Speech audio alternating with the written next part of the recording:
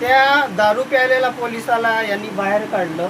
आज मला कुठल्याही प्रकारची नोटीस न बजावता हे जे पोलीस आहे दबाव टाकून मला इथून नेण्याचा प्रयत्न करत आहेत। जे काही घटना घडली काल त्या बाबतीत आमची विरसा फायटर संघटना कुठल्याही प्रकारची रिस्क घेत नाही, परंतु आज हे जे पोलीस आहेत हे पूर्वनियोजित कट रचून मला कुठेतरी गुन्ह्यात अडकवण्यासाठी रात्री बेरात्री मला व माझ्या फॅमिलीला इथं त्रास देण्यासाठी आलेले आहेत। इथं कुठल्याही प्रकारचं लेखी नोटीस मला किंवा माझ्या फॅमिलीला ते देत नाही आहेत। यांनी जे काही करावं ते कायद्यानुसार करावं, कायदा यांनी हातात घेऊ नये।